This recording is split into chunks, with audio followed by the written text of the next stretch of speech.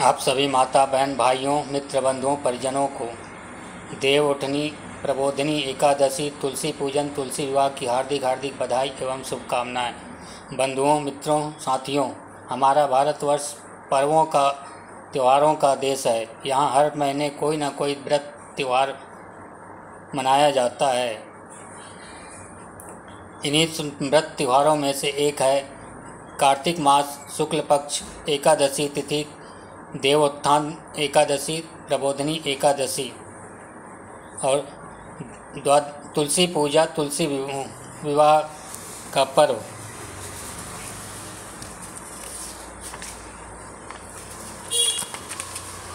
प्रतिवर्ष कार्तिक मास शुक्ल पक्ष एकादशी को देवउठनी एकादशी का व्रत किया जाता है। देवउठनी को देवोत्थान एकादशी या प्रबोधिनी एकादशी भी कहा जाता है। हमारे भारत देश में हिंदू धर्म में एकादशी तिथि का बहुत महत्व है।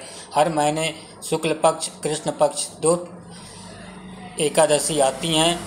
वर्ष में 24 एकादशी मनाई जाती हैं। 24 एकादशियों का अपना अलग अलग महत्व होता है।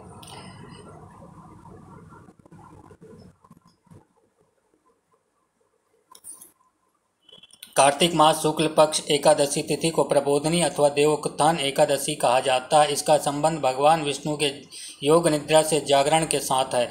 हमारे पुराणों में वर्णन है कि भगवान विष्णु आषाढ़ शुक्ल पक्ष एकादशी तिथि को योग निद्रा में शयन करते हैं और 4 मास पश्चात शयन करने के बाद प्रबोधिनी एकादशी तिथि कार्तिक मास शुक्ल पक्ष प्रबोधिनी एकादशी तिथि को योग निद्रा से जागते हैं।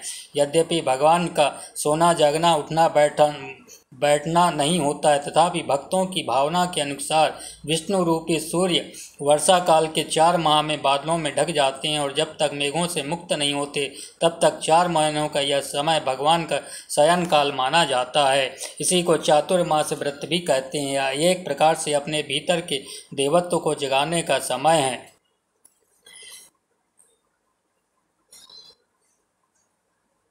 इस वर्ष 2025 में देवउठनी एकादशी की तिथि 1 नवंबर शनिवार 2025 को सुबह के समय 9:11 पर एकादशी शुरू होगी और एकादशी तिथि का समापन 2 नवंबर रविवार 2025 को सुबह के समय 7:31 पर होगा। उदया तिथि देवउठनी एकादशी 1 नवंबर को होने से एकादशी का पर्व त्यौहार 1 नवंबर शनिवार को होगा। एकादशी पूजन का शुभ मुहूर्त ब्रह्म मुहूर्त का समय प्रातःकाल उषा काल 4:50 से प्रातःकाल 5:41 तक। अभिजीत मुहूर्त दिन में 11:42 से 12:27 तक। विजय मुहूर्त दिन में 1:55 से दोपहर 2:30। गोधूली मुहूर्त सायंकाल 5:36 से सायंकाल 6:02 तक। अमृत काल दिन में 11:17 से 12:51 तक। रवि योग सुबह 6:03 से सुबह 6:20 तक है। देवउठनी एकादशी व्रत का पारण 2 नवंबर रविवार को किया जाएगा। एकादशी व्रत पारण के लिए शुभ मुहूर्त 2 नवंबर रविवार दोपहर में 1:11 से दोपहर में 3:23 तक रहेगा। एकादशी व्रत पारण दूसरे दिन सूर्योदय के बाद भी किया जा सकता है। 2 नवंबर रविवार को सूर्योदय प्रातःकाल 6:24 पर होगा। देवउठनी एकादशी व्रत पूजन से जीवन में खुशहाली आती है, सुख समृद्धि का वास होता है।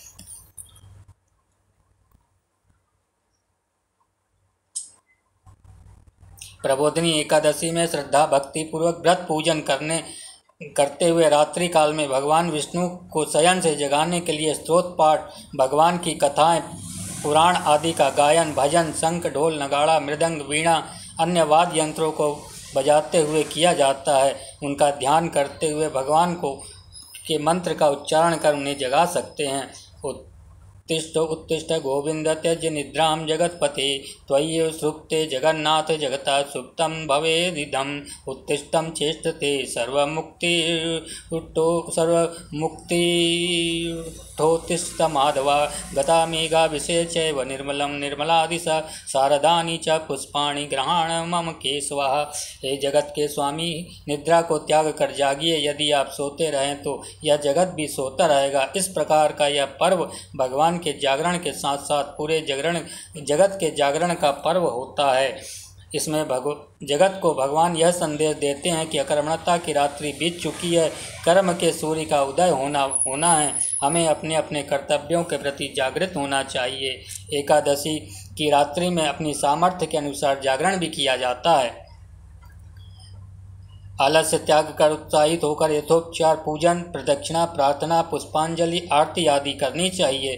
विष्णु सहस्त्र नाम स्तोत्र का पाठ, भगवत गीता का पाठ, भगवान के 12 अक्षर मंत्र ओम नमो भगवते वासुदेवाय मंत्र का जाप करना चाहिए। इस दिन बार बार जलपान, अधिक मात्रा में फलाहार, अपवित्रता, असत्य भाषण, तांबूल भक्षण, दिन में शयन आदि अशुभ कर्मों से विरक्त रहना चाहिए। कुछ लोग भगवान के जागने के बाद तुलसी विवाह भी करते हैं। प्रबोधनी एकादशी के व्रत को करने का अधिकारी कौन है? इस विषय में धर्मशास्त्रों का कथन है कि जो अपने वर्णानुसार आचार विचार में लगा रहता है, जो निर्लोभी, सत्यवादी, सबका हित चाहता है, ऐसे मनुष्य चाहे ब्राह्मण, क्षत्रिय, वैश्य, शूद्र, अत्यंत, स्त्री पुरुष कोई भी हो, इस व्रत का अधिकारी है। पद्म पुराण, उत्तराखंड, नारद पुराण एवं ब्रह्मवर्त पुराण के अनुसार एकादशी व्रत उस नौका के समान होता है जिसका आश्रय लेकर जीवात्मा इस भवसागर को पार कर जाता है।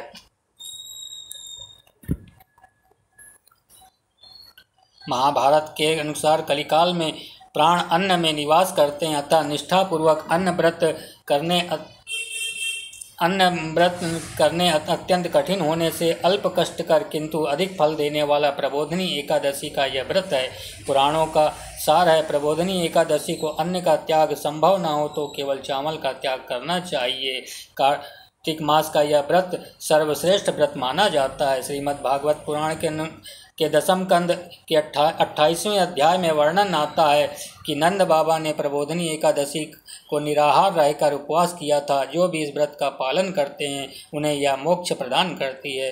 पद्म पुराण के उत्तराखंड में धर्मराज युधिष्ठिर ने भगवान श्री कृष्ण से प्रबोधनी एकादशी के महत्व के विषय में पूछा। भगवान कृष्ण ने कहा, ब्रह्मा जी ने नारद जी को इसकी महिमा बताते हुए कहा कि प्रबोधनी का महात्मा पाप रोग का नाश, पुण्य की वृद्धि तथा उत्तम बुद्धि वाले पुरुषों को मोक्ष देने वाली है। समुद्र से लेकर सरोवर तक जितने भी तीर्थ हैं अपनी महिमा की गर्जना तभी तक करते हैं जब तक कार्तिक मास में भगवान विष्णु की यह प्रबोधनी एकादशी तिथि नहीं आ जाती। एकमात्र प्रबोधनी एकादशी का व्रत उपवास कर लेने से मनुष्य 1000 अश्वमेघ यज्ञ तथा 100 राजसूय यज्ञों का फल प्राप्त करता है। अत्यंत दुर्लभ वस्तु की कामना करके यदि कोई निष्ठापूर्वक देवोत्थानी एकादशी व्रत का पालन करता है तो वह वस्तु उसे अवश्य प्राप्त होती है। हमारे धर्मशास्त्र पुराणों के अनुसार प्रबोधनी अथवा देवोत्थानी एकादशी व्रत का निष्ठापूर्वक पालन करने से सभी तीर्थ यात्राओं का अश्वमेघाधिक यज्ञों के समतुल्य फल की प्राप्ति होती है। जो नियम पूर्वक रात्रि जागरण करते हुए इसका पालन करते हैं वे मोक्ष रूपी परम पुरुषार्थ को अधिगत कर लेते हैं। उनका यह जीवन सुख समृद्धि पुत्र पौत्रादि से संपन्न होता है तथा यह जीवन समाप्ति पर उत्तम लोक अथवा चारों मुक्तियों में से एक मुक्ति को प्राप्त करने का अधिकारी हो जाता है।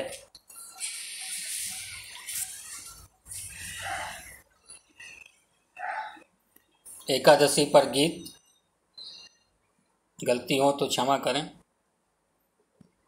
उठो देव उठ बैठो देव, देव उठेंगे कार्तिक मास, नई टोकरी नई कपास, जा रे मुँह से गोला जा के दाब कटा के बोण बटा के खाट बुना के दोवन दे के दरी बिछा के लोट लगा के मोटो हो झोटो हो, गोरी गाय कपला गाय, जाको दूध महापान हो सहापान होए, जितनी अंबर तारियो इतनी या घर गावनियो, जितने जंगल सीख सलाई इतनी या घर बहुवन आई, जितने जंगल ही सारोड़े जितने गल जाऊ झुंड, इतने या घर जन्मो पूत ओले कोले धरे चपेटा, ओले कोले धरे अनार, ओले कोले धरे मंजीरा, उठो देव बैठो देव, हाथ पाँव चटकार चटकारो देव, हाथ पाँव फटकारो देव, उंगलियां चटकारो देव, सिंघाड़े का भोग लगाओ देव, गन्ने का भोग लगाओ देव, सब्जियों का भोग लगाओ देव, उठो देव बैठो देव, हाथ पाँव फटकारो देव, उंगलियां चटकाओ देव, उठो देव। जय लक्ष्मी नारायण, जय राधे कृष्ण, जय सिया राम।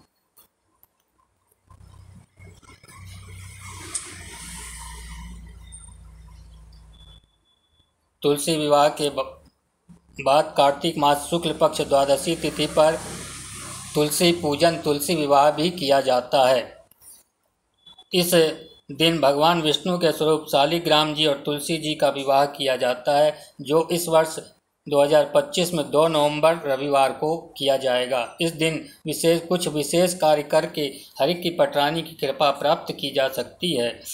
ऐसा माना जाता है कि साधक विधि विधान से तुलसी विवाह करता है, उसे सुख समृद्धि अखंड सौभाग्य की प्राप्ति होती है। भगवान विष्णु के स्वरूप शालिग्राम जी के साथ तुलसी जी का विवाह कर उन्हें हरि की पटरानी भी कहा जाता है। ऐसे में तुलसी विवाह के दिन यह कार्य जरूर करने चाहिए, जिससे जल्द विवाह के योग बनते हैं तथा मनोकामनाओं की पूर्ति होती है। तुलसी विवाह के दिन तुलसी माता को लाल रंग की चुनरी जरूर ओढ़ानी चाहिए। ऐसा करने से साधक को भगवान विष्णु के साथ साथ देवी माँ लक्ष्मी का आशीर्वाद भी प्राप्त होता है। इसके साथ इस दिन तुलसी जी को अन्य श्रृंगार सामग्री अर्पित करने से साधक को शुभ फलों की प्राप्ति भी होती है। पूजा के दौरान तुलसी में पीले रंग का वस्त्र, पीला धागा भी बांध सकते हैं, जिससे काफ़ी शुभ माना जाता है। ऐसा करने से साधक की सभी मनोकामनाएं पूर्ण होती हैं। इसके साथ ही शुभ परिणामों के लिए इस दिन सुबह के समय सूर्य देव को अर्घ्य भी देना चाहिए। तुलसी विवाह के दिन सूर्यास्त के बाद तुलसी के समक्ष घी का दीपक प्रज्वलित करना चाहिए। इसमें शुभ फलों की प्राप्ति होती है। ऐसा करने से नकारात्मकता दूर होती है, सकारात्मक ऊर्जा का घर में प्रवेश होता है। ऐसा माना जाता है कि तुलसी विवाह के दिन कुमारी कन्याओं के व्रत करने और विधिवत पूजा अर्चना करने से जल्द विवाह के योग बनते हैं और साथ ही सुयोग्य वर की भी प्राप्ति होती है। ऐसे में इस दिन पूजा के दौरान तुलसी जी को श्रृंगार की सामग्री जरूर अर्पित करनी चाहिए। इसके साथ ही तुलसी जी को हल्दी वाला दूध अर्पित किया जाता है। आप सभी को प्रबोधनी एकादश, देवउठनी एकादश, तुलसी पूजन, तुलसी विवाह की हार्दिक बधाई एवं शुभकामनाएं। लक्ष्मी नारायण तुलसी मैया सबको धन समृद्धि आरोग्य प्रदान करें, सुखी रहें, संपन्न रहें। आप सबको बहुत बहुत शुभकामनाएं, बधाई। साथियों, हमारे द्वारा यह वीडियो आपको पसंद आए तो लाइक कीजिए, शेयर कीजिए, सब्सक्राइब कीजिए। आपका स्नेह दुलार मिल रहा, इसके लिए बहुत बहुत बधाई आपको। हमारे वीडियो को देखने सुनने के लिए हम आपके आभारी हैं। आपका स्नेह मिलता है, दुलार मिलता है। वीडियो में किसी प्रकार की कोई गलतियां हो, त्रुटियां हो तो उससे अवगत कराएं। गलतियों के लिए क्षमा प्रार्थी। आप सबका स्नेह दुलार मिलता है। वीडियो के माध्यम से आपके साथ जुड़ने का अवसर मिलता है। बहुत बहुत बधाई आप सबको। हम आपके आभारी हैं, ऋणी हैं। हमारे द्वारा बनाए गए वीडियो को आप देखते हैं, सुनते हैं, इसमें किसी प्रकार की कोई भी त्रुटियां हो तो ज़रूर अवगत कराएं। बहुत बहुत धन्यवाद। जय लक्ष्मी नारायण, जय तुलसी माता, जय सिया राम, जय हर हर महादेव। भारत माता की जय।